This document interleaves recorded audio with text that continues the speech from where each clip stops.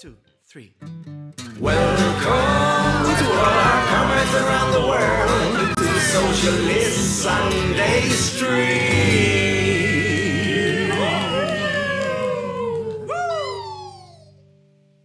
Welcome to the Socialist Sunday stream. We're here, we're live, we're, on the Sunday mood, I guess. And today we got with us, of course, Kathrin. You see her right there. We got Paul with us. Hey! Hey, comrades. And we have Ron, who runs the wonderful channel called the Rugged Midwesterner, whom you know from, the quick points and whatnot, which are fantastic. We were commenting before on how much we love the quick points on the WhatsApp chat that we have over here. And also, I love your name, Ron, as well. Rugged Midwesterner is such a great name for a channel. So Keep coming. The thing is, until you make a sound, it's not gonna switch the camera. Oh yeah, the audience So can't see. you're trapped because we can see what you're doing. Doing that. And then the tapping. That was fantastic. I guess it's not gonna work. I wanted to do that joke. I'm so sorry. I'm wrong. It would probably work. It'd work with Skype. It would. If we used Skype, it would probably work. Yeah, I'm Ron. I'm the Rugged Midwesterner. I make videos on YouTube about politics. They're very boring videos. I would not advise them to anyone. Bullshit. They're very good, we and we recommend to everyone. Oh yeah. You should not. I do not know why you would inflict that upon anyone. But that's true. How did you come up with the name? Honestly, I started off wanting to make videos that were 5 minutes long or less. With the exception of like a bigger idea videos that were meant to be longer and explain the topic in more depth. And that's something I still want to try to do, but the topics that I talk about are complex enough that just 5 minutes of trying to explain what the hell's going on isn't going to cover it. Like what was the last video I did? I don't remember. I'm doing a video about climate change, and it's not going to be like overtly about climate change. It's going to be about some stuff that happened in Springfield and how you can relate that to climate change. Yeah. It's going to be a very hopeful vid, and I want it to be hopeful specifically because so many videos about climate change are all doom and gloom and calamity and the death of the human race. We were just talking about, like, I think I said in another video that I made, one about neoliberalism, that neoliberalism is poised to destroy the entirety of all human existence, which is a disaster unprecedented in human existence. I hear you. I hear you. Agreed. Yeah. But do you agree enough? That it's difficult making videos hopeful a lot of the time. Like I always try that, and also me, Paul and Javi always joke about the fact that we're always like, oh, okay, we're gonna make the next video really short, like 10 minutes, and then it ends up being like 3 times as long as we want, and then we have to have a part 2 because it's just too long. And it's like a Homerian epic or something. I'm gonna explain this very fast. 2 hours later. Yeah, I don't think I've made a video that's 2 hours long quite yet. Quite yet. Although there are a couple of scripts that I have that I'm working on, but those are like me talking about media and relating it to other things. I have a video about one movie and how it's about fascism and how to oppose fascism, and another movie and how that can be very strictly interpreted as an anarchist film. Like a film that is about how anarchism functions, what anarchist critiques of society are, and how you would make an anarchist-ish society. Like in general, you know, a good movie is a movie in which you see whatever you want to see in it. Like it gives you some headroom for interpretation. A movie that's gonna give you like in your face type of argument, like the script or whatever, or the way that it's presented, that doesn't give you some headroom for interpreting things to your own subjectivity, maybe not so good. You know what I mean? Yeah, I can see that, but I would also argue that there are times when that can go awry.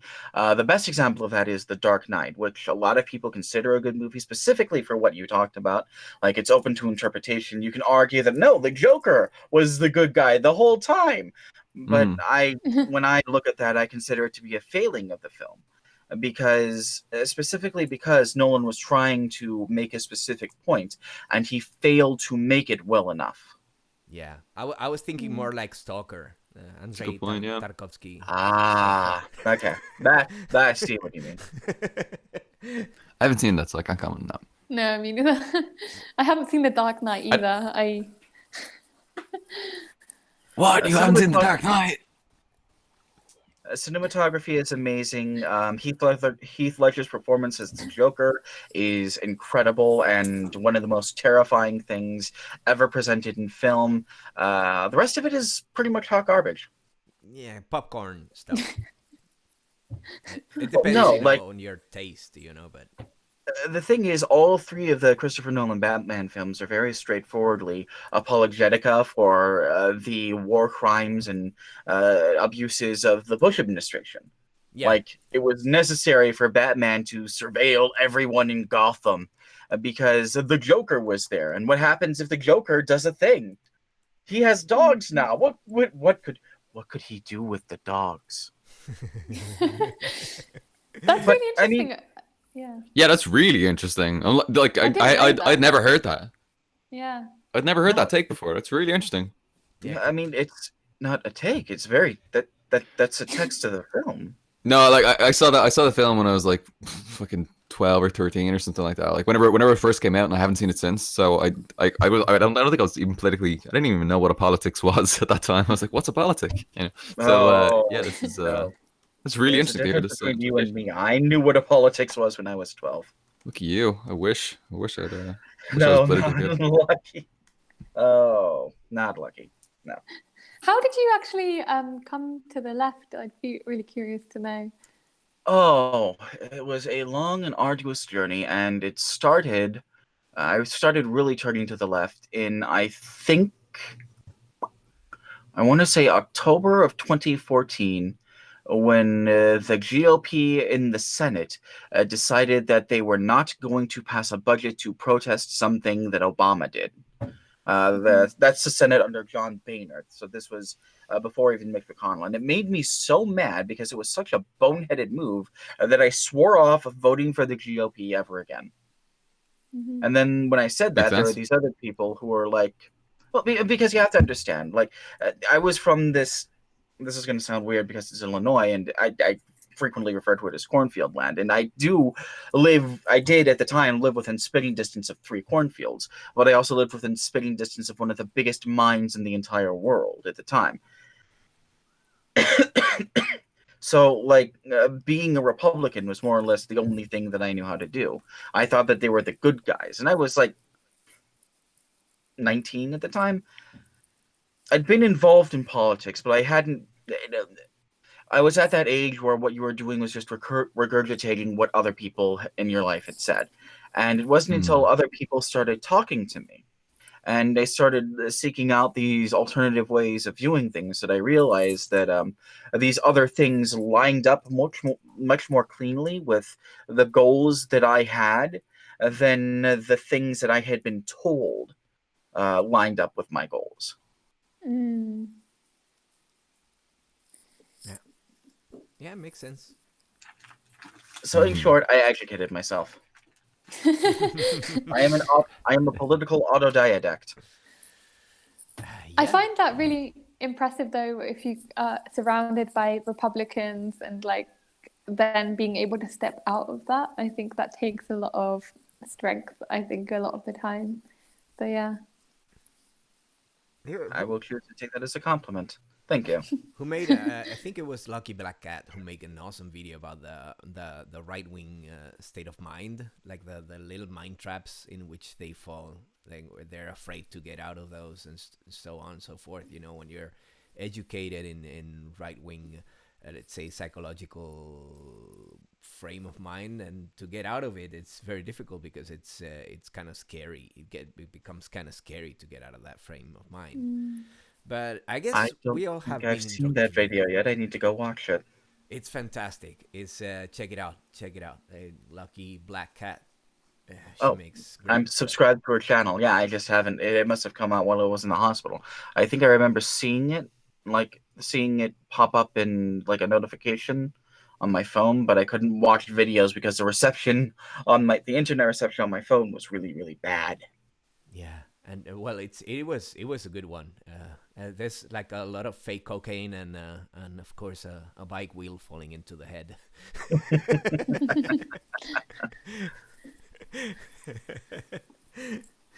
So, and you're a lot into local politics, right? Like working at a local scale. Yes.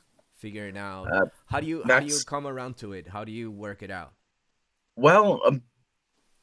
Let me tell you, it's really easy. You go up to someone else who's working in local politics in some capacity, and you say, "Hey, what do I do to help out?"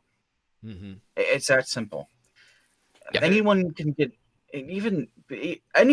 involved in local politics, and I would argue that it is more fruitful to be involved in local politics than it is to be involved in politics on like a state or federal level. Because there are all kinds of power plays going on at the state and federal level, and like especially over in Washington, there's all kinds of dysfunction because you've got lobbyists and you've got Washington insiders and you've got other assorted creeps. But on a local level, like especially if you live in a really small town, those people know everyone who lives there. Mm-hmm. And everyone who's involved in politics understands that at some point, if their base gets really ticked off, they need to respond to that. Yeah, I hear you. That's why in that way the United States is like a very good place to cultivate like grassroots movements. Yeah. Because the complexities of the let's say the larger structure are so departed from the day-to-day reality of the people that live in those countries. That's one of the things, like the few times that I've visited the United States is one of the things that really struck me in several places. It's how different it is, you know, how you see the reality from the ground, you know, from the people. When you talk to the people and you relate to the people, then you know what you see in the media, that what you see on the mainstream, on the political sphere, let's say that whatever happens to cross the pond, if you know what I'm saying, because it's all very contaminated top level game of Machiavellian maneuvers. You know what I'm saying? Nothing to do with real life. And then you see the real people, organizing in real life and go like, yeah, okay. Yeah, these people I relate people. to. Yeah, exactly. Exactly. It's a curious separation. I guess my educated guess is that it has to do with complexity of running like a series of countries that could be the states into absolutely. one big country and one big territory, so extensive also, and communication so difficult, like land communications, let's say, so difficult, and infrastructure and whatnot. So yeah, like for perspective's sake, the state of Illinois, the state that I live in, by landmass is about the same size as the UK, the entire UK. Yeah. Wow. That's England, Huge. North Ireland, Wales, Scotland, and the other island that I can't recall and I feel really awkward about. Isle of Man? Maybe. Isn't that the one in the middle? Maybe I'm wrong. No, I'm thinking of there's the one island there's the one part of Ireland that's connected to England, and then there's the other part that's on the other. No, Wales is in the southern part of Wales is south of England, isn't it? There's Northern Ireland, and then there's like other Ireland over here. I don't know. I'm a Spaniard, man. I'm clueless. No, there's no other like Ireland, like the country of Ireland. There's the country of Ireland, which is divided into. It was divided then, well, between the 6 counties in the north of Ireland and then the 26 counties of the Republic of Ireland. Oh, I'm thinking of Scotland and I'm thinking of Scotland. I thought that, yeah. Oh, maybe Scotland. Yeah. I messed that up really bad. That's okay. I feel even more awkward. Scotland and Ireland, we've got kind of our To be Celtic, unified. like this Celtic union, 32 equals, 26 plus 6 equals 1. Anyway, sorry. I'm very to anyone in the UK who just witnessed that. I am very sorry. I promise that I'm usually not. You don't usually UK explain. I mean, placing one foreign country on the map is one thing, and developing its regions and its different. That's a level of intricacy that nobody should be expected to have anyway. I couldn't tell. I can't name. I couldn't say a damn thing about the US. Vietnam, right? Or the different cantons of San Marino, which doesn't have any. But if you know what I mean. So no biggie, brother. No biggie. Yeah, and I barely know any states in the US either. I'm really oblivious to. Yeah, geography is tricky. I'll explain it to you. There are 50 states technically. There are also assorted territories and other regions like DC. That's a District of Columbia. That's not technically a state, although most people think it should be. And Puerto Rico is a U.S. territory. Most people think it should be. That's a colony, isn't it? It's. I mean, de facto, yeah. Is he? Oh, he's. I forgot. I'm sorry. I was boring myself. He did it. I was boring myself and I stopped. So let me advocate. Let me spend a minute advocating for the use of local politics. Yeah. So, hit us. Well, there's the first thing, like I said, that, if you meet up with your local representative, and when I say local, I mean usually like on a city level, or at most on a state level. If you meet up with those people enough, if you go out and you talk to them enough, then they will come to know you. They will know who you are and what your interests are. And that's something that you want, especially if you're not just representing yourself. And those people, because they know you, are going to be more prone to try and keep you. They're going to be more prone to preserve your well-being, to keep you safe. And that's useful because. Well, okay, let me give you an example. So the governor of Illinois, who's like the president, but for the state instead of the country, he's the guy who's in charge of all of the state functions in some capacity. he's done a lot of good things, but there are a couple of things that there's one specific thing that I can bring up that he did that's really, really cool. I'm sure all of you have heard about how Immigrations and Customs is doing a bunch of horrific fucking things in our country at the border. ICE and stuff, yeah. Yep. Yeah. That's ICE, Immigrations and Customs. They're separating families at the border. They're putting kids in cages. They're packing people into prison cells like sardines. There's literally no room to even sit down. And one of the things that our governor did is he mandated that no officer in the state under his supervision was to comply with the things that ICE were doing. And that's something that's legal for him to do. Mm-hmm. He can say that the police are not going to work with ICE. And similarly, the governor of the city that I live in, called, I shit you not, Springfield. Yes, I live in Springfield. The governor of our city made the same mandate that no officers of the city were to cooperate with ICE. The mayor of Chicago also did the same thing. And what that means, generally speaking, when ICE goes on a raid, they go with the local police. You know, part of it is because the local police know their way around, and part of it is it gives them a bit of legitimacy. Immigrations and Customs could come into Springfield, hypothetically, and could start knocking down doors, but they would not have that legitimacy. And if they don't have that legitimacy, then, you know, some of the people here just might, there's a slim chance they just might mess them up. Because there's a problem with fake cops around here, too. Yeah. Like fake cops, like cops that behave not like cops, or like no, fake badges and stuff? Pretend to be cops, Pretend to be cops. Wow. Yes. Wow. That's extreme. It's not like super widespread, but like every like once every 3 months you'll hear of some person busting people for handing out fake speeding tickets or something. It's a power trip thing. But people know about it and they're skeptical of things. Yeah, of course. Wow. It keeps you on your toes. Once every 3 months, that's quite frequent.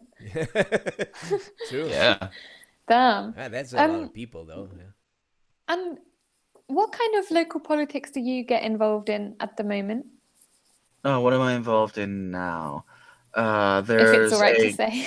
Yeah, no, sure. It's fine. There's a letter writing campaign that I might have actually missed this. I've been scaling things back because of personal stuff. There's stuff going on in my life that I have to immediately address. But before that, I was getting involved in organizing rallies. And like, if you go on my channel, you'll see that one of the things that I do is I go out and film rallies and protests and stuff.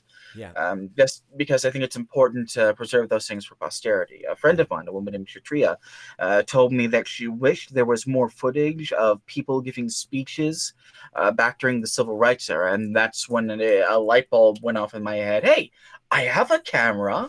I can record shit here. There you go. And I actually a couple of years back went to, was it a couple of years back now? I think it was. I went to DC to record, you remember the Unite the Right rally? Yeah. I remember with hearing the about it, torches. The one with the tiki torches and bullshit. Yes, that one. Well, the year after that happened, they set a bunch of fascist scum, let's say, got together and said that they were going to go back and have another rally. And that incensed people so much that they got together and did a counter rally.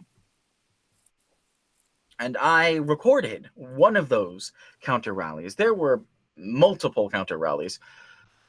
I also, in DC, I'm actually going to pull that up if that's all right, because this is the sort of thing that I like recording. Absolutely. Well, I mean, like. And in the meantime, I can go like, I had this idea of singing like, ice, ice, baby. Bad people. Fuck ice, ice, baby. Stop making ice sound cool. Are bad Ice, people. ice, baby. I'm gonna record. Are you that working shit for now. ICE, Abby? I'm gonna record. Pro ICE propaganda. Fuck ICE, Is it baby. okay? Is it okay if Now we're on track. Is it okay if I leave a video in the description? Not the description. The chat. Yeah, absolutely. Oh, yeah. Let me. Yeah, I think a you need to video be of, a moderator to share links. Yeah, post something like hello or something, and I'll give you the wrench power right away.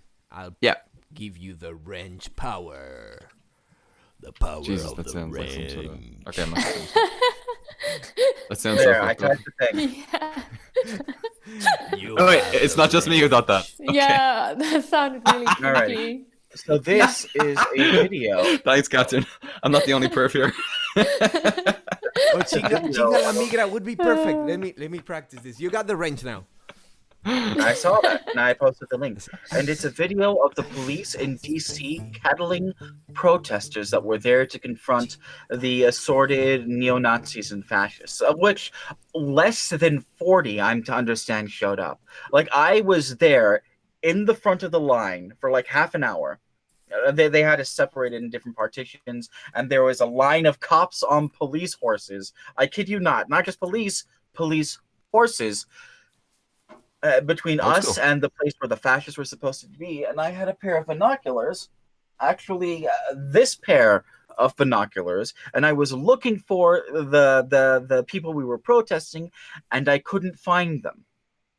And I gave these to a couple of other people, and they couldn't find them either. We didn't know that they were there until after they left.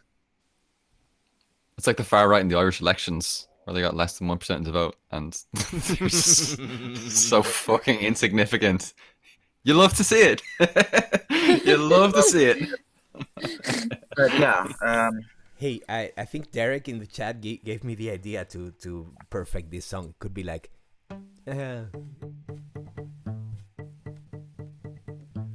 Chinga la migra. Chinga la migra. I got it. Chinga la migra instead of Ice Ice Baby. What does Everybody's that mean? gonna fuck ice, but in Mexican Spanish, chingar is like fuck, and la migra is how they call like what was what ICE stood for? Something on customs enforcement, right? Immigration and customs enforcement. So la migra goes from immigration. It's like slang, migra from migración or whatever. Oh, we got to do the Spanish lessons. We got to take them over.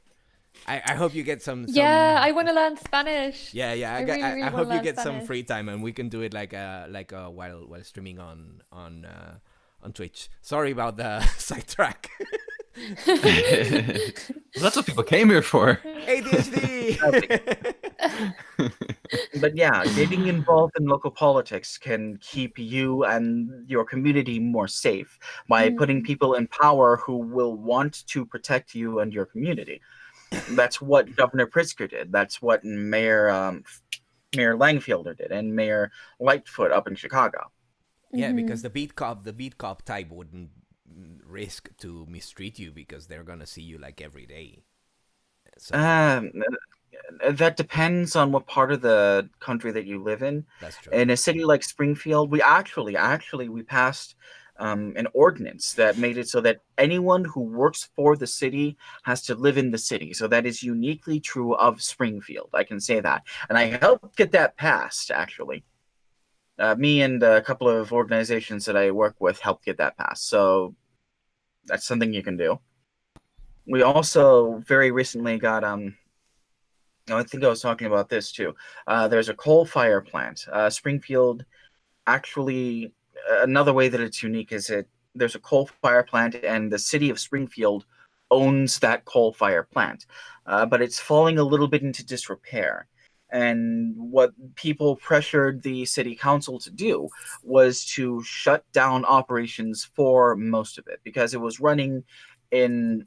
Part of the reason that it was run down is because it was running in huge excess. They were manufacturing power and then exporting it at a price. You know, they were providing power to other cities and jurisdictions and stuff. But that had eventually gotten, because coal is getting more and more expensive, and because natural gas is getting cheaper and cheaper and cheaper, that was becoming less and less viable. And it was that, and the community getting together and saying, we don't want this fucking coal plant in our backyard. And there's some government stuff. All of that eventually ended up with where they ended up deciding to scale back most of the coal fire stuff. So that's helpful for the community. Yeah, makes sense. Hell yeah.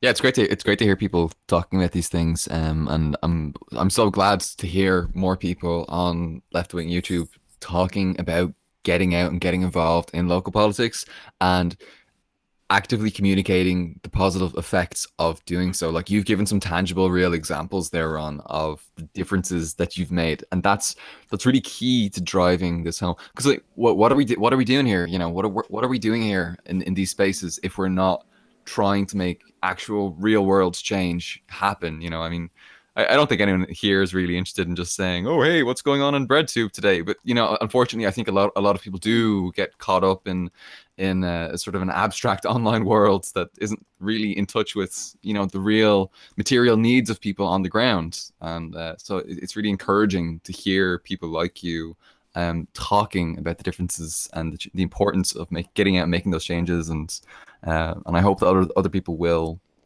come away from this and say, fuck yeah, I am actually going to get involved with some local organizations, whether that's parties or unions or whatever it might be, whatever their particular flavor of politics is, So it's great. I really appreciate you talking about this. Yeah.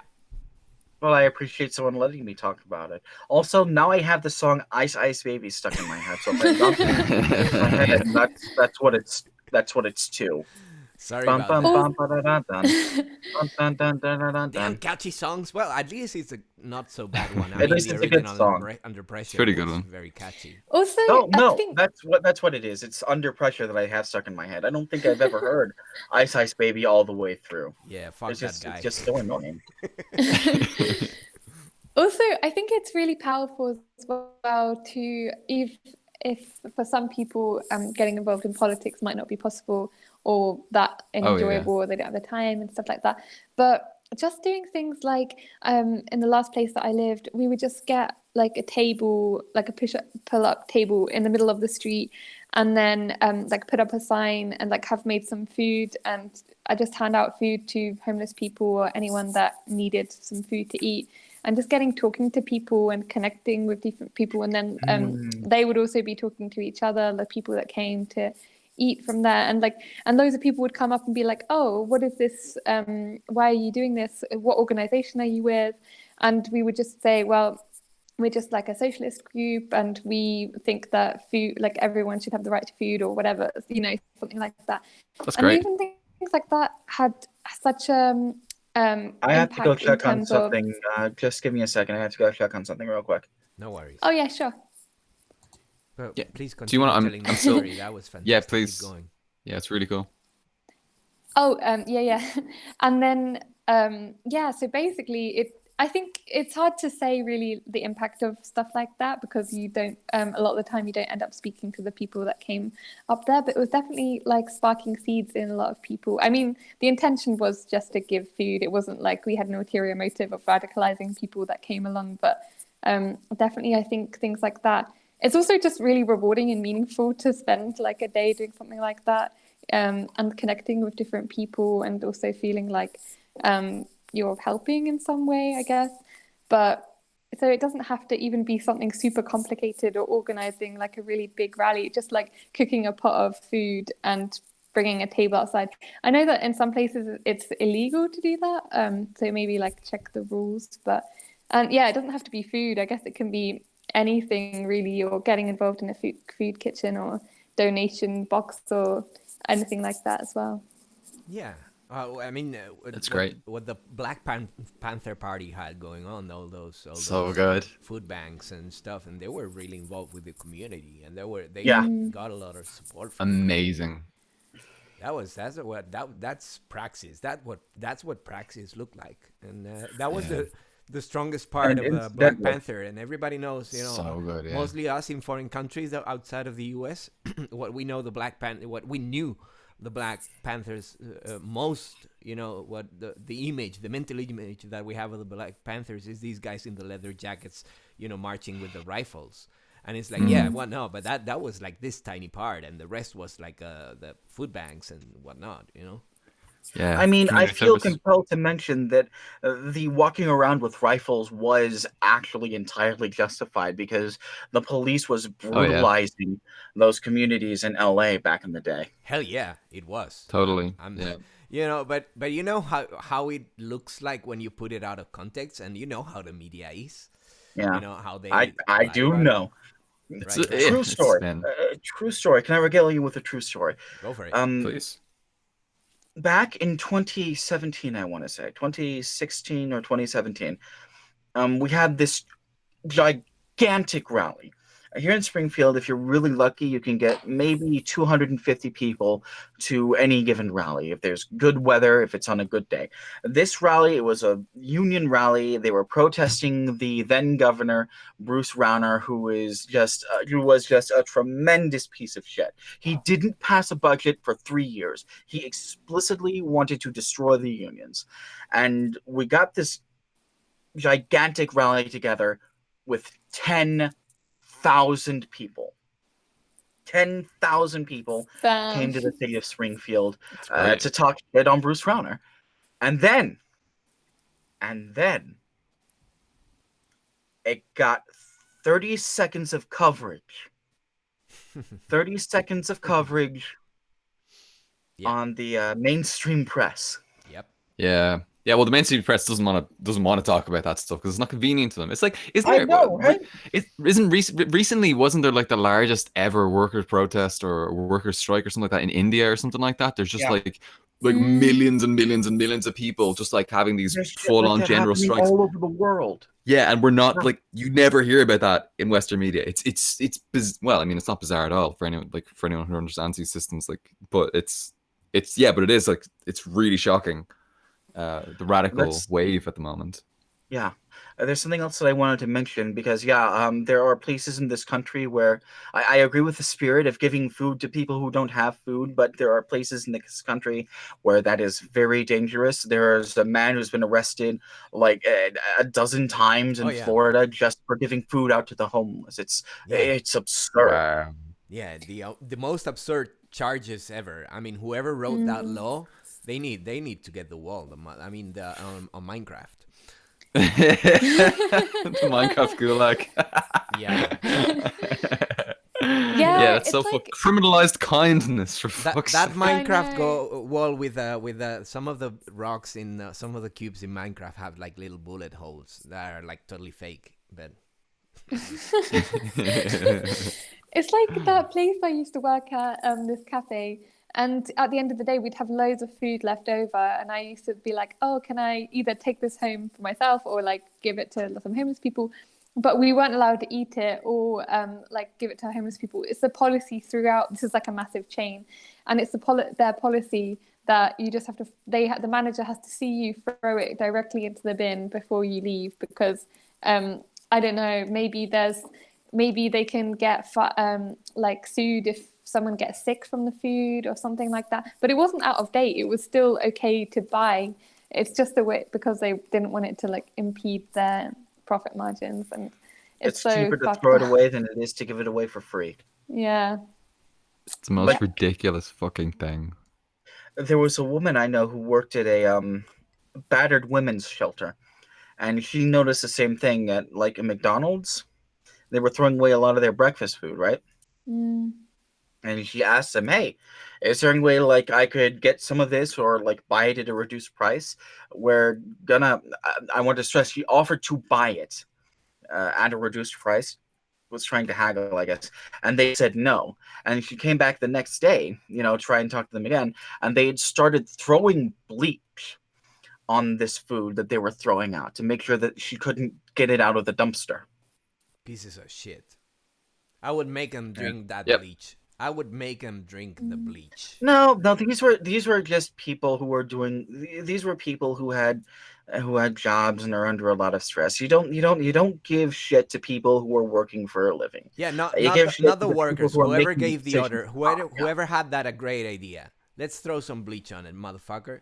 Let's throw some bleach on your throat, you piece of shit. That's something that consistently pisses me off. Actually, is like I have a personal policy that I never give any shit to someone who works for a living, because I know that those people have it hard enough already.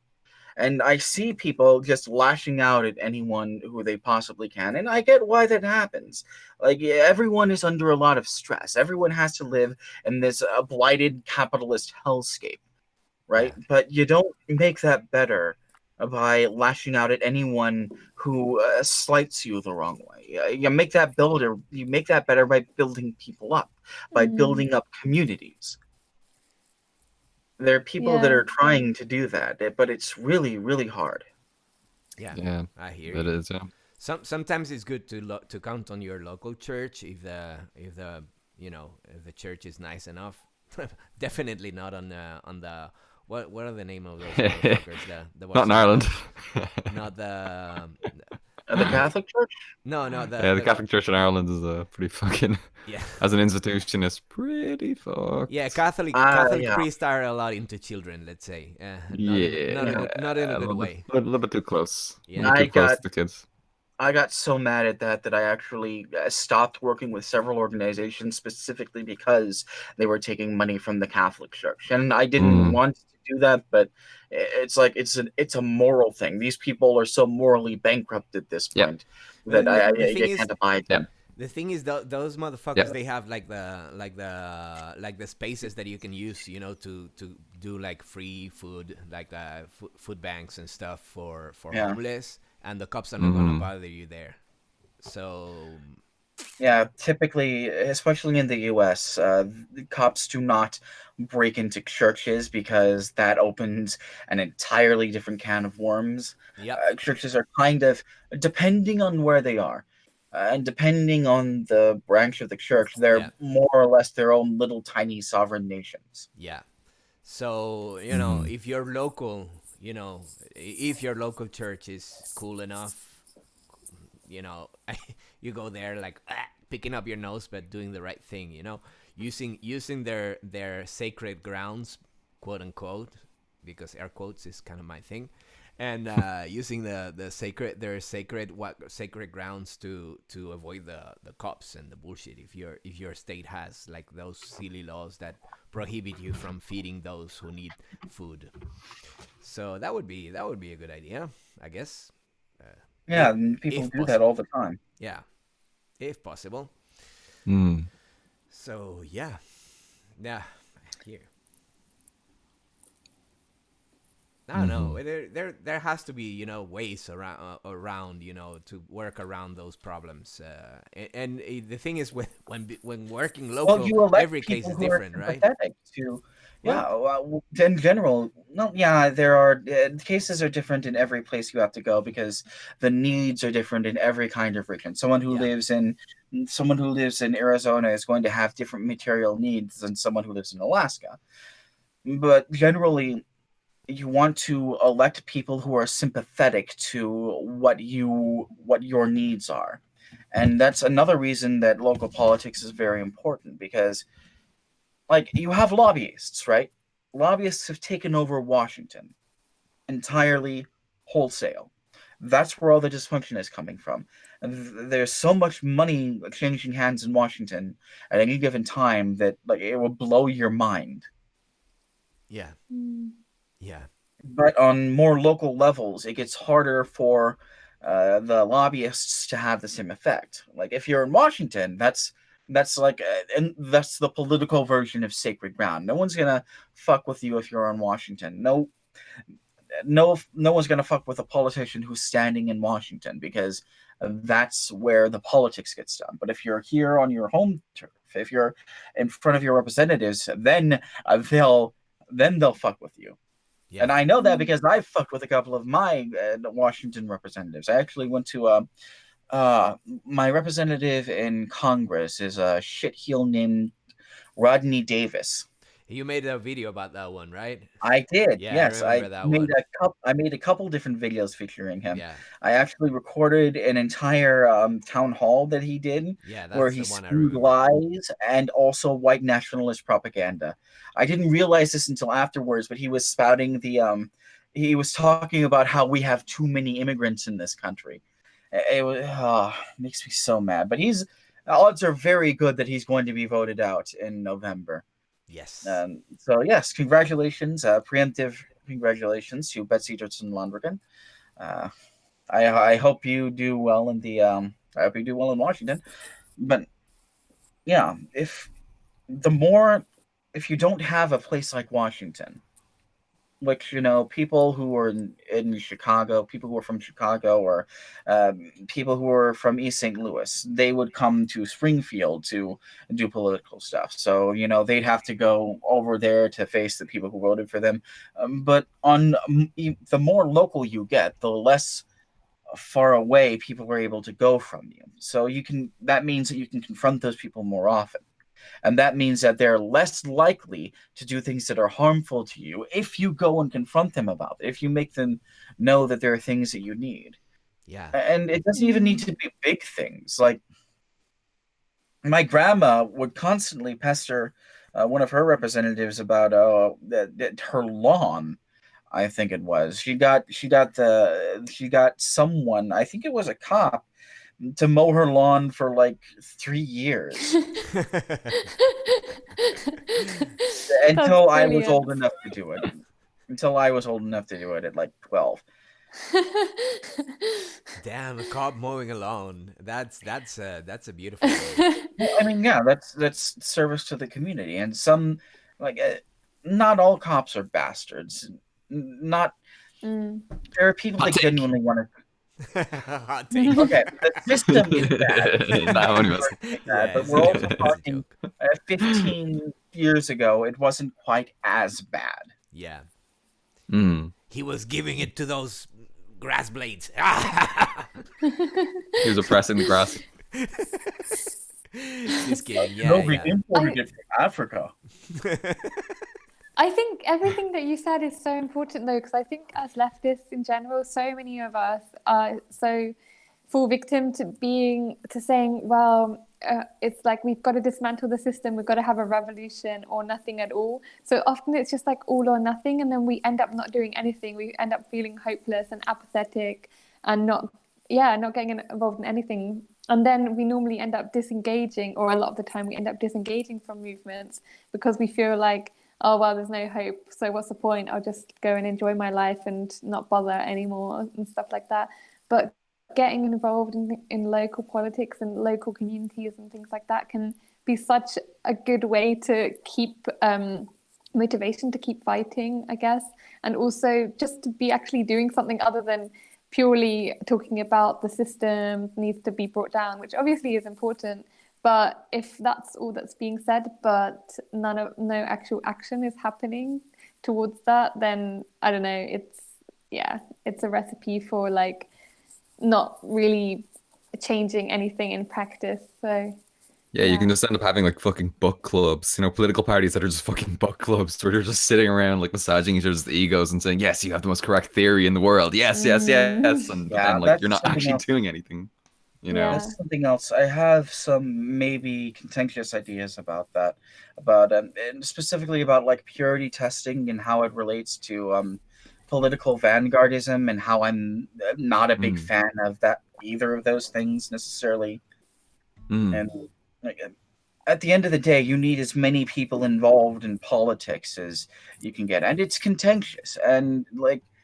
It's difficult because you're having to balance all of these people's needs, all of these different communities' needs. Like, even here in Springfield, like the community, you've got different communities, entirely different groups of people with entirely different groups of needs.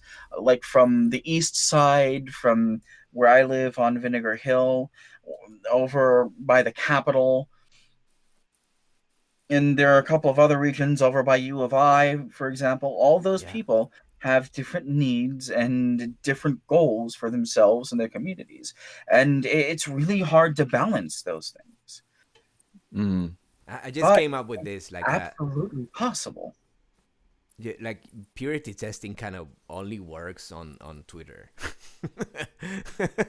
In real life, nobody dares to do face to face. Nobody's gonna do the purity testing bullshit. Fucking So Twitter. it's kind of That's another thing I want to do a video about at some point. I have this idea. Yeah. People talk about how the internet is hostile. I think I understand why it's more hostile. Why the internet is more hostile than like confronting people in real life, and it's because there's that absence of body language and that absence of tone and cadence. You're just reading text. Yeah. Like me, that's how I'm terrible. I had to learn body language by rote. Yeah. Like I have to pay very close attention to people and their body language when they're talking, and tone and cadence and stuff, because I have autism. I don't pick up on those things right away. I hear you. And I think that uniquely prepared me for being on the internet, because I just kind of get that. I view things in text. I think in whole words, in entire sentences, most of the time. I'm gonna sing you a little tune I just came up with about purity Nice. testing. Purity testing. Okay, here it goes. 1, 2, 3, 4.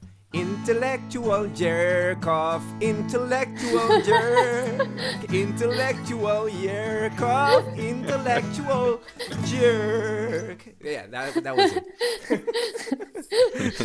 Oh, beautiful. I lead this motherfuckers, yeah, absolutely.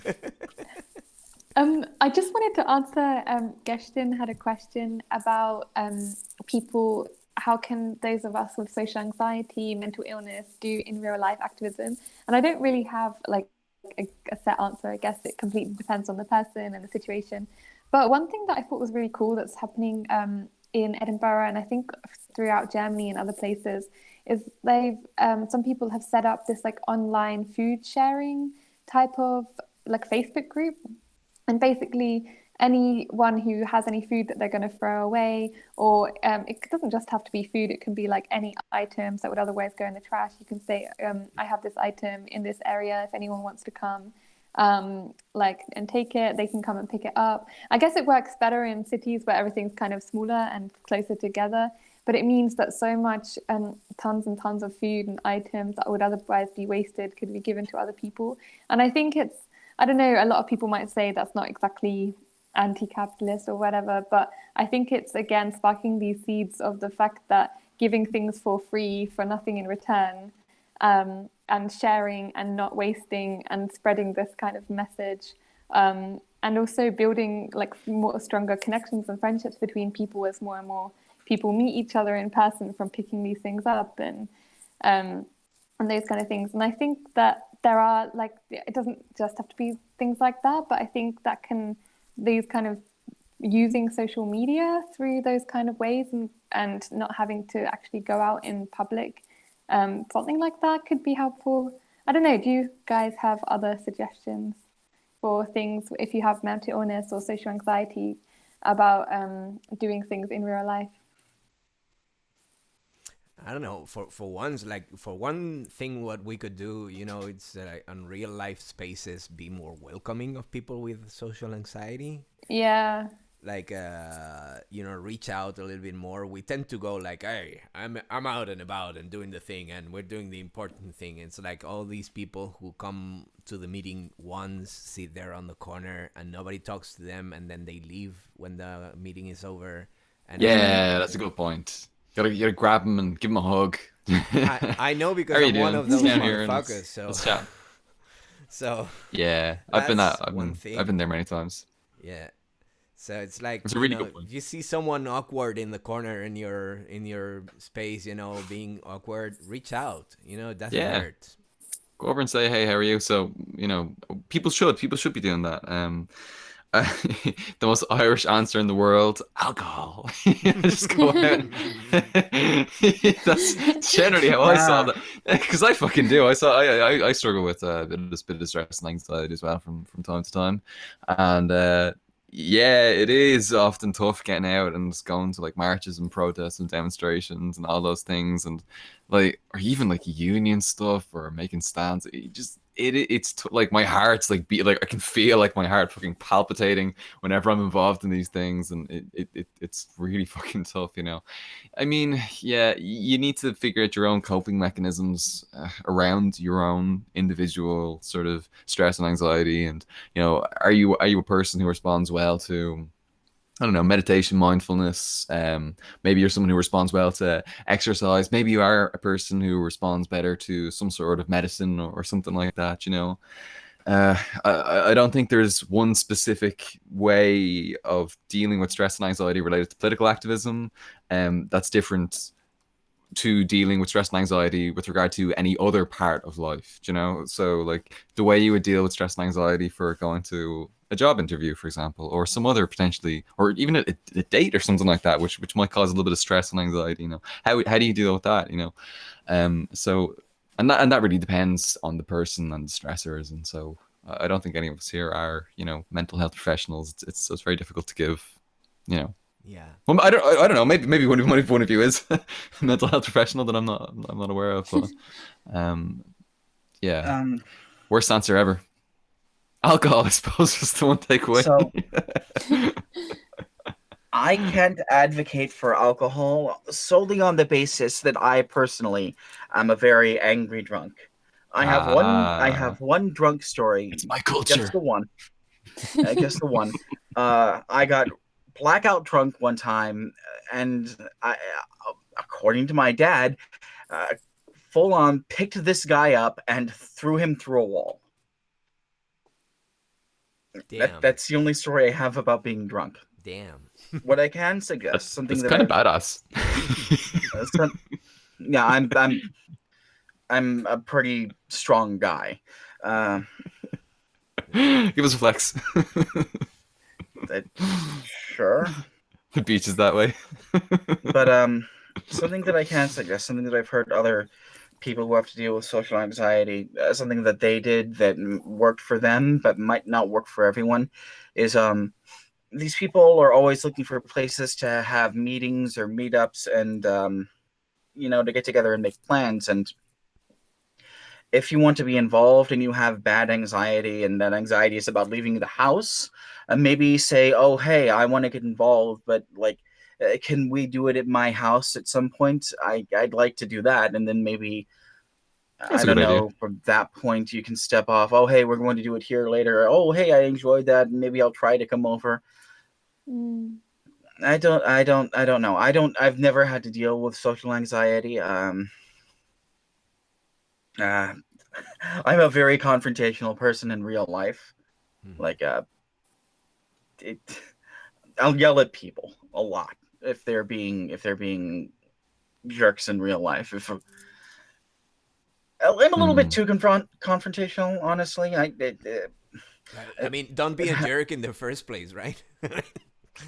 Well, I mean, you say that, but like everyone has you don't know when someone's just having a bad day, and like sometimes I can fly off the handle. Yep, I hear you. I hear you. I also think when I was in Australia, I first got involved in some socialist organizations, and I thought it was really great how one of the people, like I first messaged the Facebook group, I was like, hey, when are your meetings? And then the guy who replied offered to meet me in person first. So we just had like a chat, just me and him and another person that wanted to join the organization.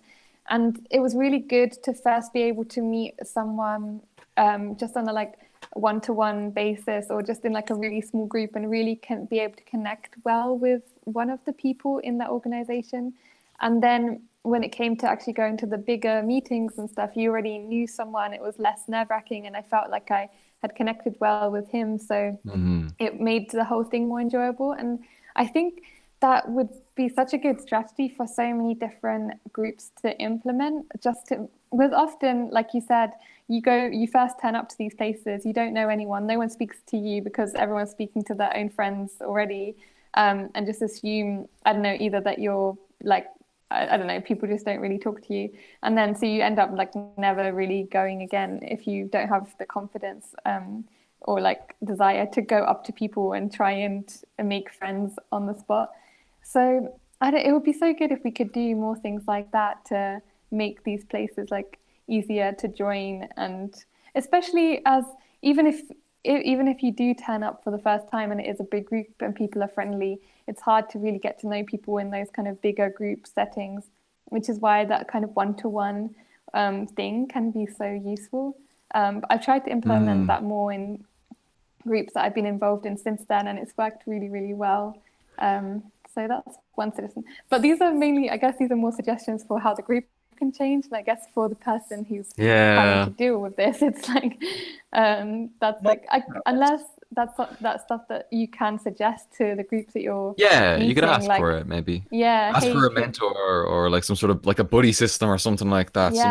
Someone to sort of take you under their wing and to sort of bring you, maybe you could ask for that, although it is a lot of pressure, to some people in the group that have like a little bit more of that skill, that interpersonal skill to volunteer to do that.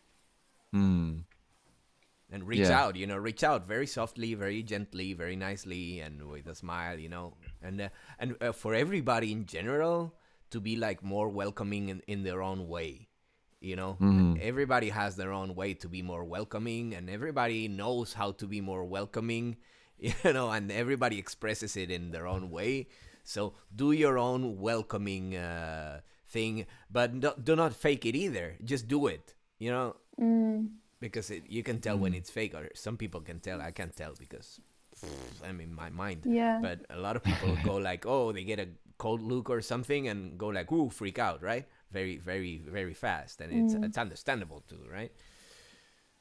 I don't know. Yeah, it's so weird in Ireland whenever you try to make friends with someone or just try to like make, I don't know, like if you're an organization or something like that or whatever.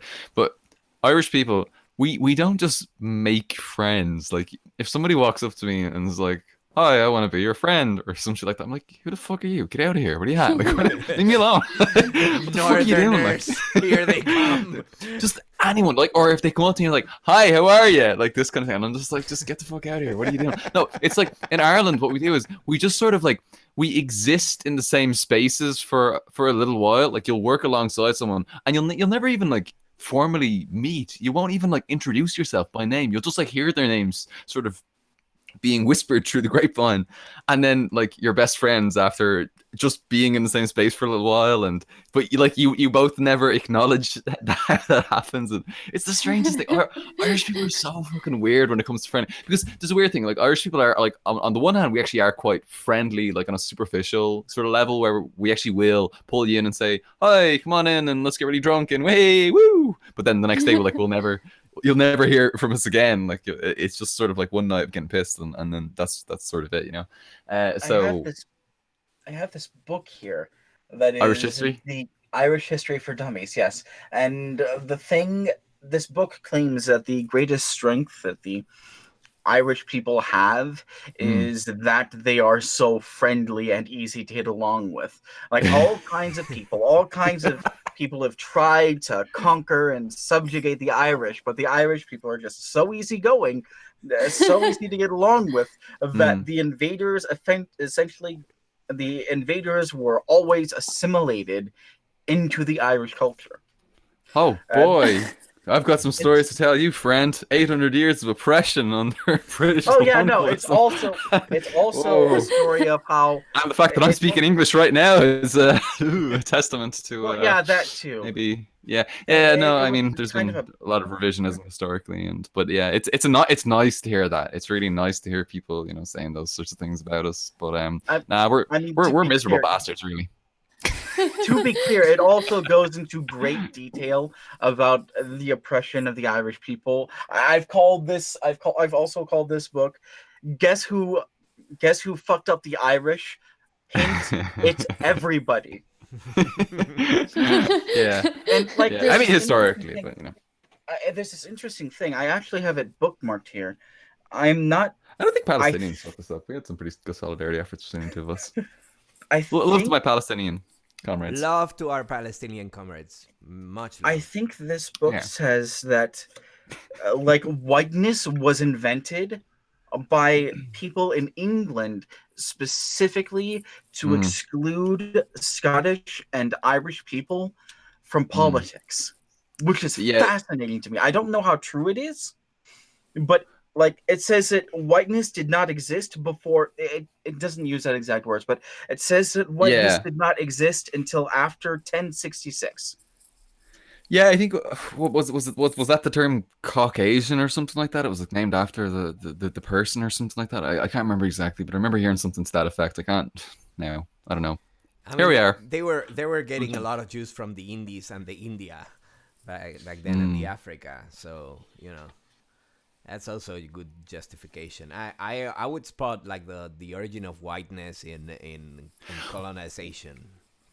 Well, actually, it's very interesting. The colonization of Ireland actually was kind of a petri dish for colonization of a lot of these other places that you referred to, like India and Africa and all those sorts of things. Like a lot of the strategies that they used in Ireland first would then be used in places like you mentioned in India and Africa. So it is useful to keep that in mind, that Ireland was sort of like the testing, the experiment, and how can we take all of this land and all these people and all the resources and stuff like that, and then they brought that to other places. I think it's not really something that people are necessarily fully aware of, but it's an interesting point nonetheless. I think it's a bit of a litmus test to see the concept of whiteness in every different country.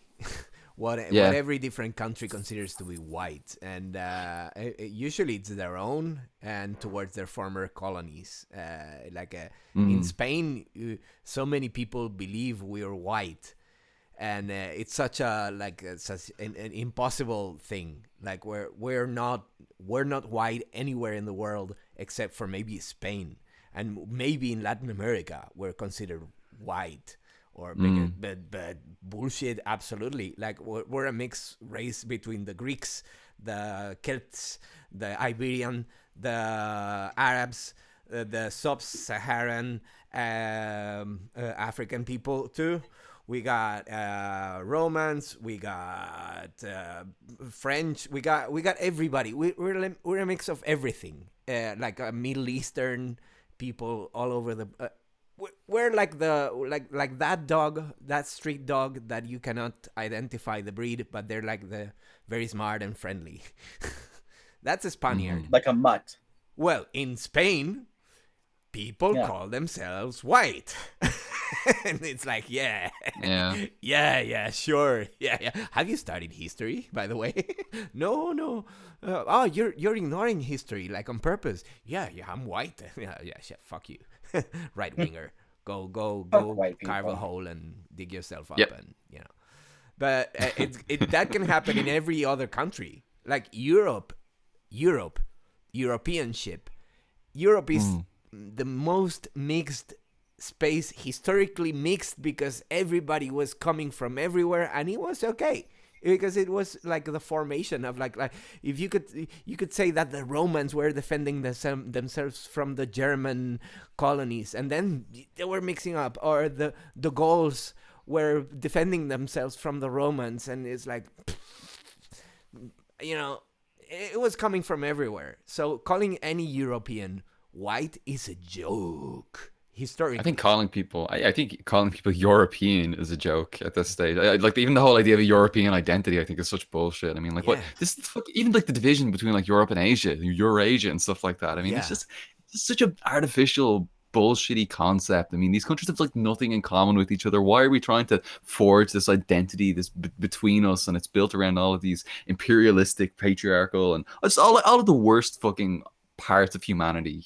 Well, I mean, really that's exactly come what from it Europe, is. It reinforces the imperialism and the capitalism. It's a narrative that props up a certain people, that people who are typically the capitalists, at the expense of the people who aren't the capitalists. Yeah.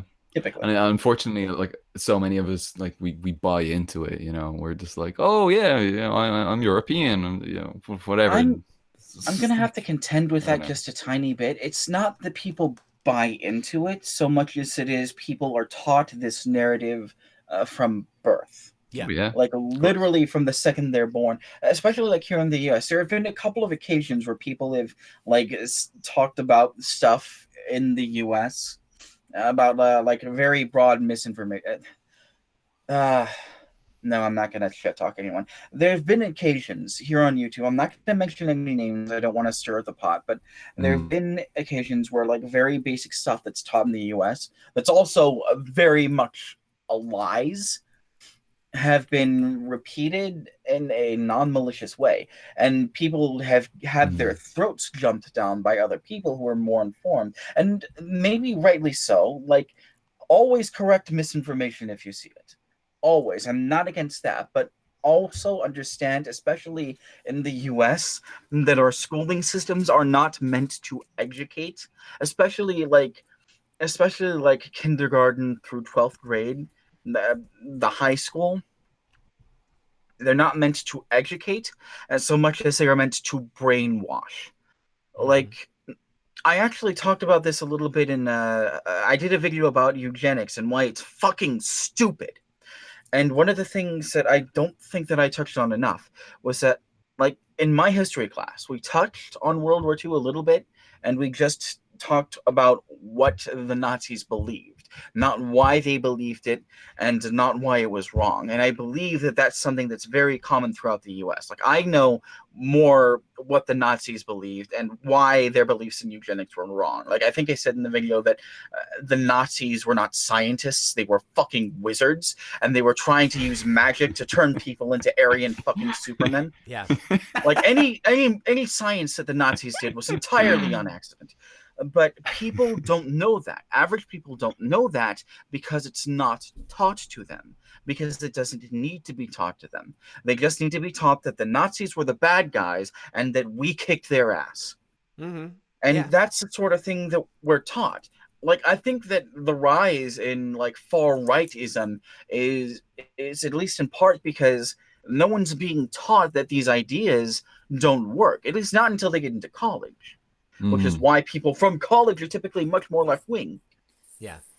Yeah. Yeah, I was so disturbed. I have been quite kind of disturbed with myself over the past few weeks, because I've been writing this script for like the next video that I'm going to do, which is going to be about colonialism and poverty.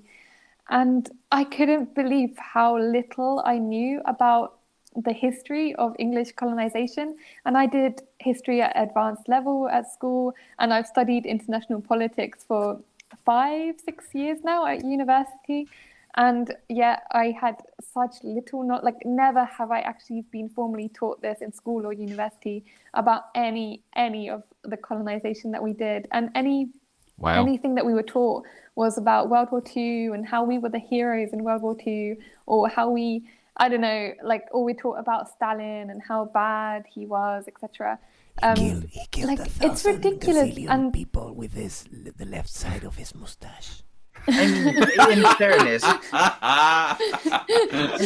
amazing. Joey Steele was pretty bad, I'm to Putting that understand. one over. Yeah.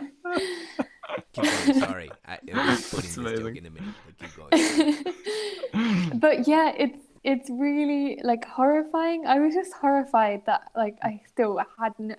And I was studying in Australia for a year, and again, like nowhere in studying politics in Australia, they didn't have any modules that were about the colonization of Australia at all. And I deliberately was searching for one, but there was nothing at the university. And I don't know.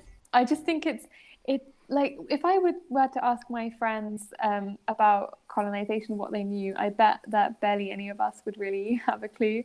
And the history, and my younger brother, he's 10 years younger than me, and his history courses are like, the curriculum is exactly the same. So in the last 10 years, nothing has changed. And maybe it's different probably in private schools, it would be they'd be even less likely to teach that kind of stuff, but maybe they're different. But I think the curriculum is pretty universal throughout England.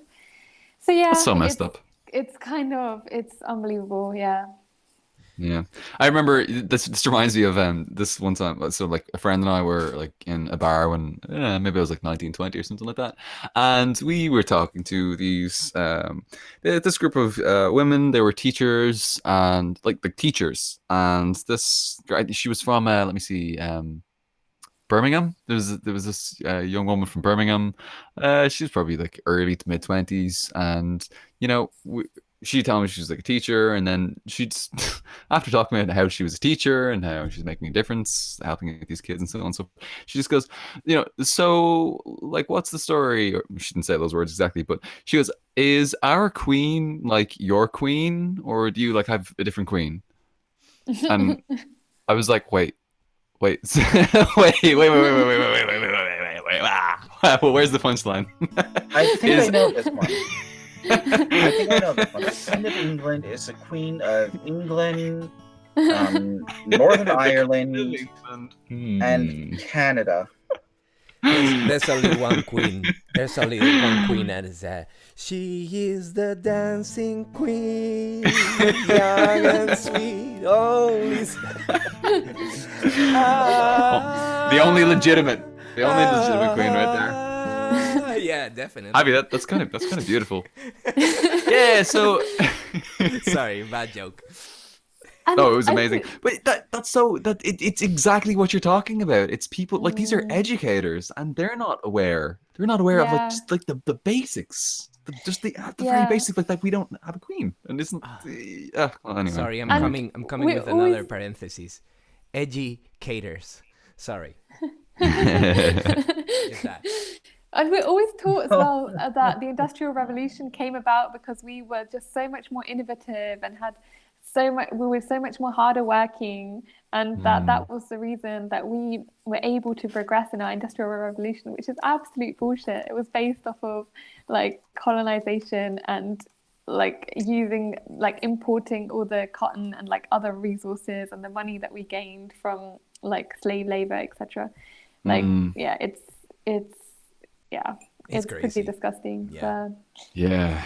And then it's also used fucked. to justify, because people don't recognize that like the great divide between the colonized countries and the colonizers, like developed and developing countries, isn't natural. People just assume that it is just inherently natural, but actually if you look at the history, it's just like you can tell where these things originated from, and it's not from and like it didn't just naturally occur. Sorry, that was worded really weird, but you know what I mean. Yeah, no, totally. But like, weren't there like periods like in like the 1600s where there were like colonizers went to different places in Africa and they were like at similar levels of development or something like that, and then it was only after. Yeah, so like they were developing sort of at similar levels, and then they just completely fucked them over. I can't remember where I heard that recently, but I don't know. But it's so fucked up. God damn.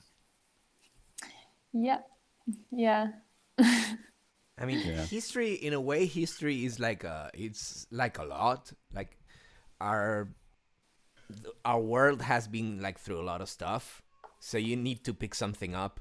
It just annoys me that they spend so much time making us like I remember my memory of history class when I was a kid is they made us memorize a lot of names of kings with the name and a number in Roman letters that were like useless. I mixed them up.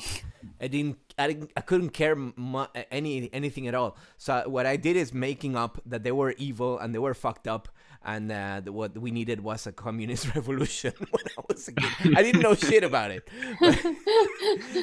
and then I always, my history teacher was struggling a lot because it was like, but you're supposed to learn this thing, and it's like, no, I don't want to do it. They were evil kings. They were. Can I give you another example of like how poor the U.S. education system is, and like how it's explicitly meant to brainwash people? So the civil rights movement was also touched on. They talked about Martin Luther King and the Million Man March, that kind of stuff. Malcolm X. Sorry.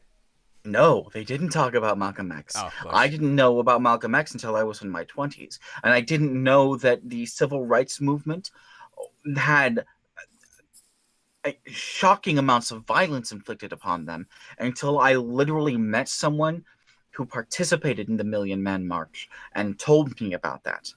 And I bring that up because that goes back to community. People scoff at this. Is something else that I've talked about in the past. Like there's this thing that I keep saying on my channel. Now, some people take offense to it. because of the language, but people aren't stupid. And seems wrong to you. And a lot of things when I was in school seemed wrong to me. So I would ask people, like when we got to the time period of no, it wasn't even that. I was talking to my grandpa about like the Wild West, and he's the guy who explained to me, no, Ron, we killed all of those people, tens of millions of people. And I remember distinctly, he told me that it was worse than the Holocaust. And I was like 10 years old. And I said, well, what was the Holocaust? And my grandpa got so mad. He got so mad. He said he was going to go yell at those people in that damn school. My dad actually ended up having to explain to me what the Holocaust was, because they didn't teach us about the Holocaust when I was in school. At any period in school, like even when I was in my senior year of high school, all we learned about the Nazis was that they believed in fucking the word Holocaust didn't come up. Wow. We learned that they killed a lot of people, but like maybe that was just me, but I was under the impression that they were trying to stress that was a wartime thing, and I thought that was pretty egregious. Yeah, the baddies killed a lot of people, and that's it. Okay. Yeah. Side note, let's move on to the next piece of bullshit that we're gonna teach you. Well, Yeah, I mean, and can I ask? exactly- Did they do this? One thing that I noticed that they did in my experience with education was they didn't really refer to the Nazis as the Nazis or fascist powers or anything like that. They kind of depoliticized it. They just said The Germany. Germans. Yeah, the Germans. That was what we heard. You know, so it was completely depoliticized. We never even heard about like Nazi ideology. That's what we had TV for, though, to get all the Nazi movies. Yeah. No, they were very much Nazis. Like one of my history textbooks actually had like a comic book that, that comic book cover where Captain America is punching Hitler in the face. Oh yeah. I was about to tell you that you in the US like have that mental picture instead. Here in Europe, it was the Germans, because we're supposed to get along That was with them. literally that page, that cover of the first Captain America was literally in one of my history textbooks. Yeah, and here in Europe it's different because there's like this stigma about them, right? Like they should never come back, so it's like those who shall not be named in a way. Yeah, it is like that. That's I did a video about that. I did a video about that specifically too. More specifically about Holocaust denial and like how there's a legal precedent for preventing it. Okay, I think I missed that one. I need to go back. I need to. I'm really proud of that. What is it called? I think it's just called legal precedent. I'm really proud of that one, actually, because it's something that I've been cooking around in my noodle for a long time. Yeah. But yeah. Sorry, no, carry on. I was just going to say I'm going to have to. So I was going to say I was going to have to go soon, but yeah, I'm going to have to wrap it up too. All right. Okay. Yeah. Unfortunately, because this is about us. Okay, then Ron, it's you and I. Okay. So good to. I will prepare myself. Well, do you want to finish? Are you? I've got another probably 5 minutes. Well, I mean, most of what I want to say is that being active is about building a community. It's not just about building yourself up. It's about finding other people that you can care about and building them up too. And you want other people. That's why you get involved with things locally, is so that you can have people who are willing to go out and advocate on your behalf, who are willing to go out and build you up. Yeah. And like our society, the capitalism doesn't like that, because the more we build ourselves up, the more we build each other up, the weaker the capitalists get. That's why everything is so atomized. So the most revolutionary act you can do is to get together with other people and just help each other. Even beyond politics, even beyond like activism stuff, just going out and helping each other and taking care of each other. Play Dungeons and Dragons. Unironically, yes. Yeah. No, I'm absolutely unironically. It's like fun. If no one else Yeah. is going to help us, we need to help each other. Yeah. Mutual aid and dual Absolutely. power structures, and Mm-hmm. you know the drill. Yes. That was Absolutely. beautifully said.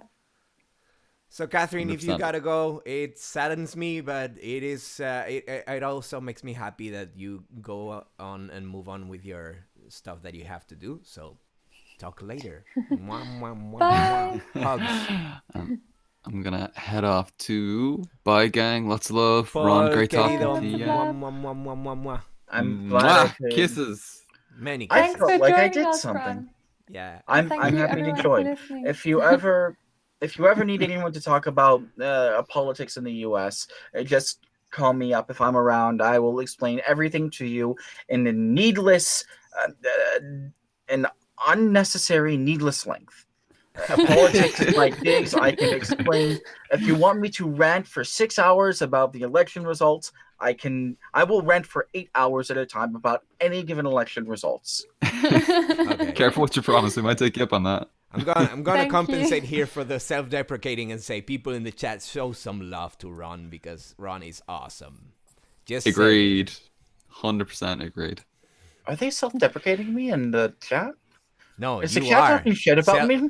No. You are self-deprecating yourself. Like, Are you fuckers talk talking too shit about long. me? No. What part of self? Just saying. Bye, Okay, good guys. people. Bye, good people. All right. See you, Bye-bye. everyone. Take care. Bye. Okay, Ron, it's you and I now. One of us is the murderer. Yeah, I'd Which one is it? it could be both of us. I mean, you grab him with one hand and I stab him with the other. Oh no, that's a reference to a very famous novel. Oh, And Then There Were None by okay. Agatha Christie. Okay. Yeah, I read it in that's middle cool. school. That's cool. No, actually, if we're going by the book, then the first person who left was the murderer. The whole book is about building up this paranoia, and then at the end, that's one of Agatha Christie's faults. Is it like she was great at building up mystery and suspense, but the endings, more often than not, just kind of fell flat. Anticlimactic. Yes. Yeah, I hear you there. It's now that we were talking about the education system in the U.S., it's like the education system is more worried about indoctrinating children in those narratives, patriotic narratives, let's say. That's exactly what I was saying. Yeah, and then to fill up the gaps, we have Hollywood. It's like, You're not wrong. right. And it's understandable, to understand the U.S. mindset, and lately, the European mindset a little bit as well. Like, we're submitted to the same indoctrination level from mainstream Hollywood movies and TV series and whatnot. We need to watch those things with a pinch of salt, I guess. Yes. I hate to disappoint people who are not Americans, but Captain America is not real. There isn't. Those movies are not documentaries. I think there's a guy who was claiming that he was Thor for a little while, but he got put in an insane asylum, which was probably for the best. Someone going around waving around a bar of rebar, talking about how they're going to bring thunder down on everyone's head. That's just not safe. It's not safe for them. Yeah. There are there are those places that you can lock up people and taking care of them at the same place. They all should be like that, in my opinion. Like, you lock people up, but you don't punish them. They're already locked up.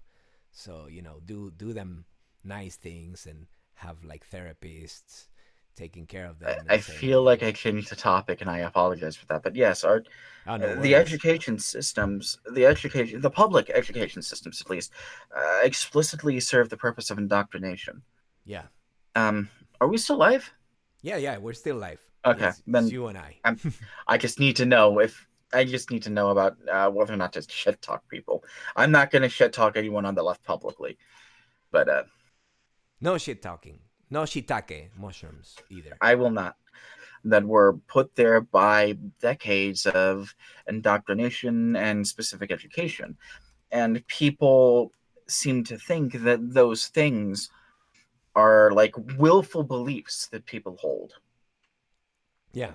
And like, it's not always, like I said, I didn't even know that the civil rights movement was a violent thing until I met someone who was there. Yeah.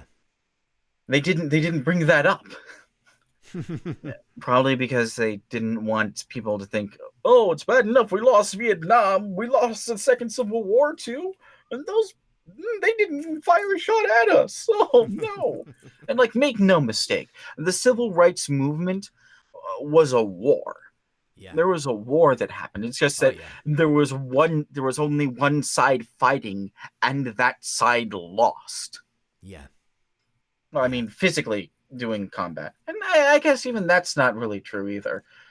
Yeah, like there were riots and whatnot, you know, and there were, again, the like, Black Panther Party that was like really giving them... Well, not just the Black Panther Party. There were all kinds of movements springing up. But like, there's a video I want to do too about how Blazing Saddles can be seen as like an allegory for how the civil rights movement, the more peaceable aspects of the civil rights movement, were able to overcome the structural racism extant in American society and get their rights. And part of that is that when the time came to throw down, everyone got up and threw down. Yeah. Yeah, I think there was something around that. I think it was from either Renegade Cut or Pop Culture Detective. One of them made a video about the Saddle movie, the Mel Brooks movie. Yeah. And I think they did the same parallel about civil rights movement and the treatment of racism. Really? I think so. Man. We need to look it up, but we need to look it up. It's probably not exactly the same angle, but it's worth a watch for sure. There are also like Blazing Saddles is such a good movie, and I know that I'm aware that that's generally a contentious thing to say because there are generally contentious aspects of the film, like the use of language, but like there are so many little flourishes. The main bad guy, Hedley Lamar, all of his ideas come from other people. Yeah. He never has his own original ideas. Yeah. Whereas the protagonist, Bart, all of his ideas, all of his zany ideas are his ideas. Yeah. He came up with them. And it actually brings attention, the movie brings attention to it at one point. There's this joke after he beats up this one huge giant guy. They ask him how he did it, and he said, it wasn't really that difficult to take that guy down. The real bitch was inventing the real bitch was inventing the candygram. But they're not going to give me credit for it either. Yeah. I need to go back at that movie. It's been forever. I think I've seen it once or twice. That's not enough. I have a very good memory, very good impression on it. But if you see my queue right now, it's crazy. You were saying? Bart only fires his gun once throughout the entire film. Mm-hmm. And that's when he fires at Hedley Lamar. After Hedley Lamar first throws down his gun, because Bart said Hedley throws down his gun, and then Bart says, "Okay, if you don't have your gun, I'm not going to shoot you," because he's a good guy. Yeah. Like the movie goes to absurd lengths to show that this is a good guy. Yeah. Then Hedley jumps down and grabs his gun and goes to, I think he actually tries to shoot Bart first, but misses, and then Bart grabs his gun and shoots. Is that how it happened? I don't remember. Something like that. Forever. It's something like that. It's been forever. The point is that Bart doesn't shoot until after Hedley has shot at him. Cool. And that's the only time he uses his gun through the entire film. And like there's another instance where he starts to go use it, but someone he trusts advises him against it because it would be ineffective, and he chooses not to do that. That's like, it shows Bart to be a reasonable person, to be a reasonable authority, and that goes like to great lengths to show like why people came to trust him. Oh, it's such a good movie. It's such a good movie. Lorca I feel Nagel is like, saying that "Sorry to Bother You" is like the modern equivalent to Blazing Saddles. oh, I want to see that movie, but I don't know where to get it. Oh, Highly maybe if I go recommendable. down to like, oh, I know, I have the whole album on like Spotify or something. I think Sorry to bother you. I've seen a fiction in which there's a thing that starts with a T and finishes with an orent when you can get like movies. I don't know. I don't know enough about the internet to trust myself to do that, to not like catch 100 billion viruses That's also true. That's also true. I'm running and on Mac. like 750 quintillion pieces of malware. That's also true. That's also true. I'm lucky But enough to run on a Mac, and I think there's not no, so many I've got an HP. It's a good computer. It hasn't done me wrong yet, Yeah, but I no, like something that I really want to stress though is that like there's this notion. I bring all that up because there's this notion that people in the United States are kind of dumb yeah, because they have these indoctrinated beliefs. It's not that people are dumb. People aren't stupid. It's just that they've been brainwashed. yeah, And if they have the experiences of other people, then they'll and if they observe like the fucking racism that's inherent in society on their own, then they'll come to the realization that they've been bullshitted for their whole lives. Hell, even outside of those scenarios, yeah, if some person has enough, I did a video on this ages ago. If you want to talk to people about the police system, the justice system, because everybody knows somebody who was done wrong by the cops. yeah. I remember that one. Yeah, I remember that one. Everybody knows somebody. I had this huge fucking list of like reasons to talk to people about the cops, Yeah. and I listed racism twice. Well, not enough. Just saying. But it's true. But It's true. I always say that, and as a European, when I was a kid, I always had that wrong impression until I grew up a little bit and I went to the United States and met people from the United States in person and say these people are really smart. So what's going on?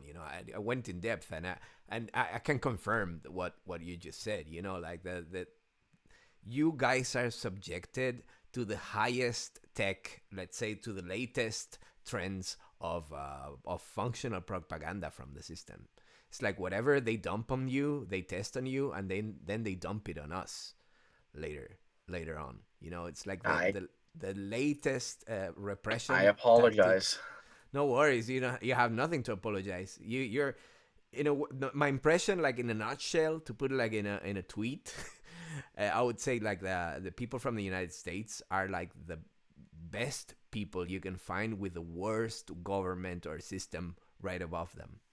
And it's like I find really amazing people with a kind heart and with a very smart and very collective and very like this sense of community. You see it like in a very few countries. I've been around, and I can tell you that like that sense of community. It's very and there are cultural ups and downs and whatnot, but you see like the kindest, nicest, most open people in the world under the shittiest, most oppressive, and most backward system that you can throw to people. And it's quite the contradiction. Quite the contradiction, I must say. Well, it seems like a contradiction, but what it is that, it's fucking capitalism. Capitalism does not value kindness or decency. It values funneling wealth to as few hand to. It values concentrating wealth, and the people who are most willing to concentrate wealth are the praying jackasses of the world. I have something in my ear. That's what this is. Yeah, but Probably just a cat hair. I mean, you My still, cat's down here, by the way. with the most ultra capitalist system, you still manage to develop that kindness, that openness, and that, and that's admirable. That's something admirable. Like we Europeans, like in general, this is a generalization, but we tend to be more cynical. We tend to be more depressed, more existential. We tend to be more like people from New York, if you know what I mean. We tend to be more like, whatever, I don't care, fuck you, that attitude, like in your soul, in your spirit, like in your way of being, in your very deepest building blocks, and it kind of sucks. Generally, Europeans are more cynical, more detached, and more like giving the finger everywhere to everybody. And you approach a person from the US in general, and they're gonna go like, yo, what up, hey, welcome, my name is this and that, and they're gonna welcome you with open arms in their houses. And that's something that you're doing in spite of having the capitalist system, the worst version of capitalist system, on top of you. So applause for that emotional intelligence. That's something that not many peoples around the world have. Just saying. And guesting is like, show us the kitty. We saw the cat running around before. This is the kitty. Oh, wonderful! He's super uncomfortable. He's really uncomfortable right now.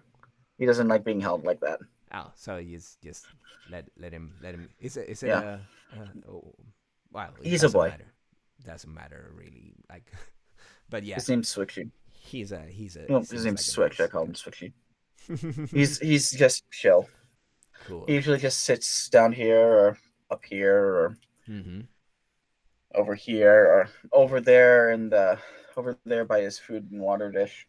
In his sometimes if he strutting his stuff. Yeah. Yes, as cats are known to do. Oh, that's fantastic. Okay, fam, I think we're gonna wrap it up for today.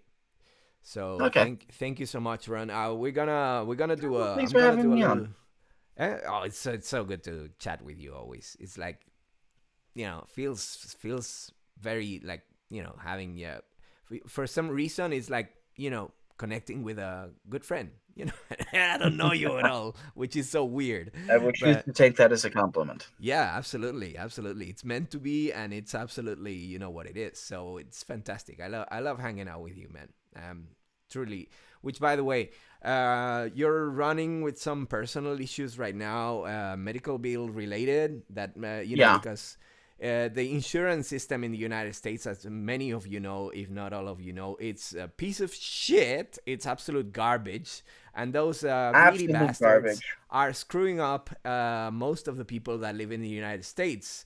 Are screwing them up real good. And right now, Ron's family may or may not have a financial problem on their hands because something medical that needs to be done.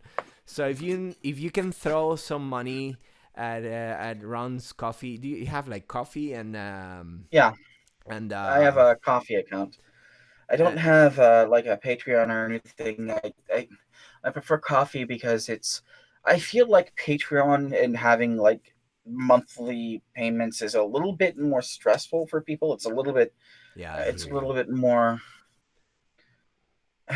demanding, right? It's a little bit more pressure than I'm comfortable with. Yeah. Yeah, I hear like you. I'd rather people pay what they can when they can if they choose to.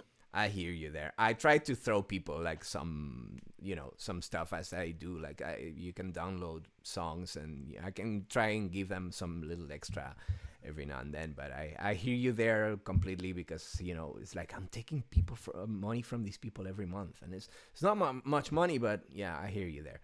So get that coffee. I'm going to link to that coffee in the description. And if you can throw some money, and if you're able or know someone who could be able to give some love to that coffee account, it would be very appreciated because there's a family who is gonna face probably some steep medical bills, which are like very, very steep actually. So. Consider chipping in, please, if you're not as broke as I am. But and if you know somebody who can chip in, share it in go chat? ahead. Yeah, absolutely. And